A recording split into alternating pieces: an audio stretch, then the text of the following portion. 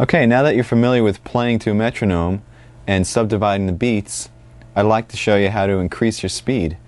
And what we're going to do here is we're going to develop accuracy at high speeds. The basic concept is you start with a slow tempo on the metronome, play the exercise or example as many times until you've mastered it at that tempo, and then increase the metronome about 8 beats per minute, and then play the exercise over and over at that tempo, increase it, and so on until you get to your desired tempo.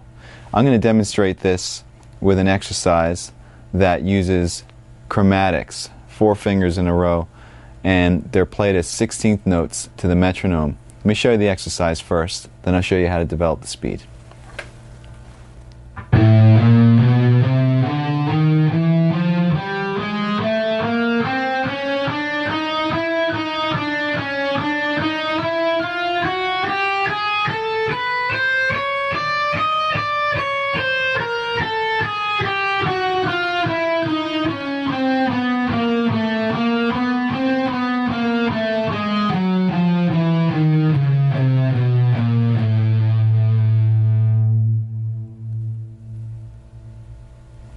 As I mentioned, this exercise is based off of a 16th note pattern, which means you're going to be playing 4 notes per beat. Besides concentrating on getting those notes to fall evenly over each click, you should also accent every 4 notes. In other words, every time the click comes down, accent with a harder pick stroke. So your group of 4 would sound like this.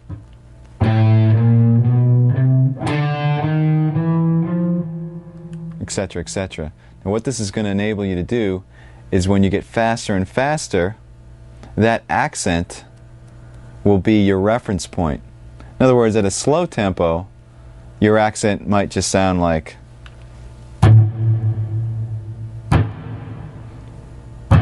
etc., and you'll be able to know where you are. But at a faster tempo, when the notes are whizzing by, your accent might be,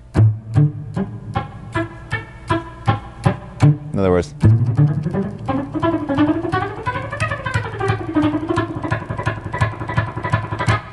and that's how you know exactly where you are when you're playing at fast tempos.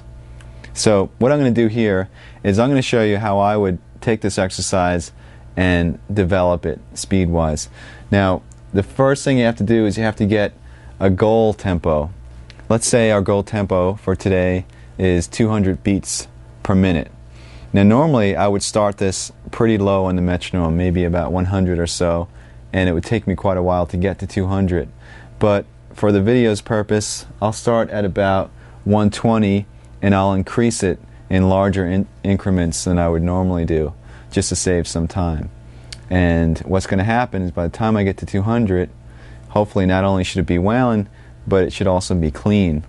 Another thing to keep in mind is your technique that you're using when you're playing slow should be the same technique that you use when you're playing fast. In other words, when you're playing slow, you're programming in your technique.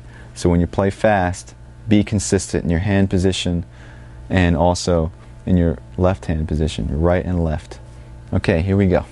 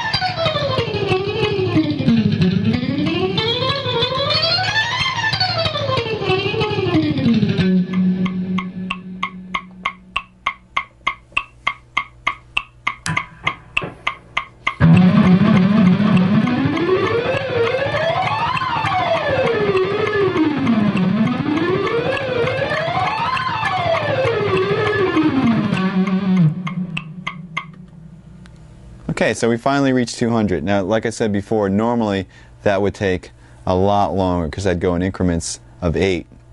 Now, if you find at any point along that development that you just don't have it, it's not coming together, it's not clean, like I'm going up to 200. If 176, I felt like I was pushing it, it's a good idea to back the metronome down. Go to a slower speed.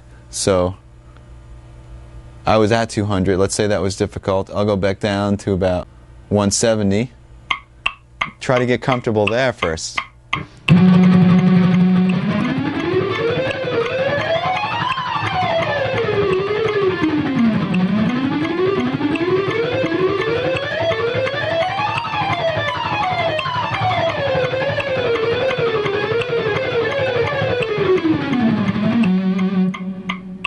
And then go back up to 200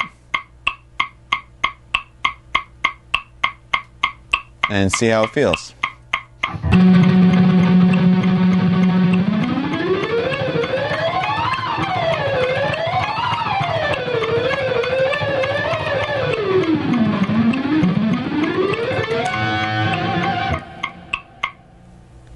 On a similar note, if you reach this desired speed that you're going to and you still want to push the envelope a little further, what you can do is, let's say you want to hit 208 now. Go past 208, go to like 216 and just kill yourself, and then go back to 208, and that tempo will feel a lot easier. Let's attempt that.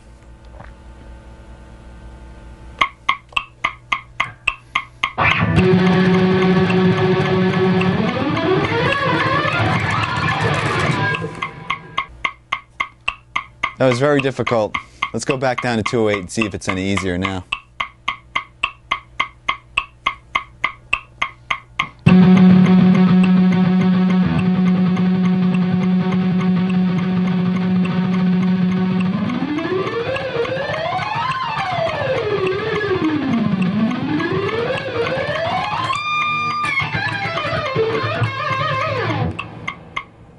Okay, so it's pretty much there. So you get the idea about pushing the envelope and then going back. Just remember, make sure that you're clean and accurate, and remember to accent the notes as well.